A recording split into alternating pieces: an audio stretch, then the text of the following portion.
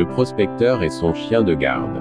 Cette histoire a été racontée par Frère Branham dans la prédication intitulée « Soif », prêchée à Tucson, Arizona, USA, le dimanche 19 septembre 1965. Quand la profondeur appelle la profondeur, il faut plus que d'adhérer à une église. Il faut plus que de serrer la main au prédicateur. Il faut plus que de mener une bonne vie honnête. Il faut quelque chose qui va vous satisfaire à l'intérieur. Quelque chose qui vient de Dieu et qui se répand dans l'âme.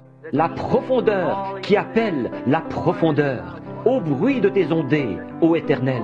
La profondeur qui appelle la profondeur. Quel genre de soif pensons-nous avoir en nous ce soir? Nous, les pentecôtistes, où en sommes-nous? Quel genre de soif se trouve en nous? Quel genre de soif se trouve en moi? Quel genre de soif se trouve en vous? Ne cherchez pas à faire taire cette soif sainte de Dieu. Il y a des années, à l'époque où il y avait de l'or ici dans les montagnes, j'ai lu une histoire il y a bien des années, je ne l'ai jamais oubliée. Elle disait qu'un prospecteur était allé quelque part de l'autre côté des montagnes, ici. Il prospectait pour trouver de l'or et il en a découvert un gisement important. Et en rentrant, il réfléchissait.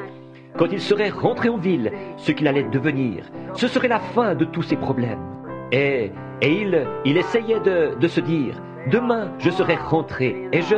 Il ne lui restait qu'un jour de route et il serait rentré en ville. Et il allait avoir cet or. Il en avait des grands sacs tout pleins. Il avait un chien qui l'accompagnait.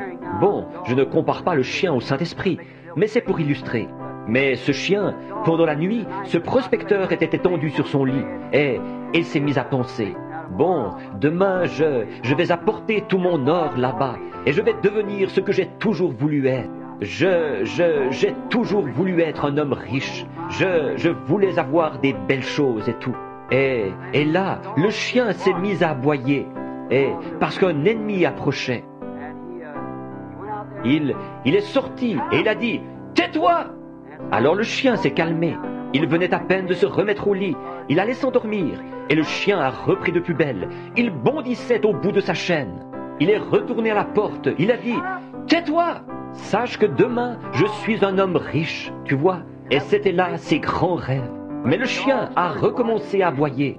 Finalement, complètement démonté, il est allé chercher son fusil de chasse. Et il a battu le chien. Il l'a tué. Il a dit « Je n'aurai plus besoin de toi de toute manière. Demain, je suis un homme riche. Je serai un homme riche demain. » Il a posé son fusil dans le coin et le dos tourné à la porte, il s'est endormi. Et l'homme qui le suivait depuis plusieurs jours s'est glissé à l'intérieur et l'a tué. Il n'a pas été un homme riche, voyez-vous. Il a fait taire ce signal avertisseur qui essayait de lui indiquer que sa vie était en jeu.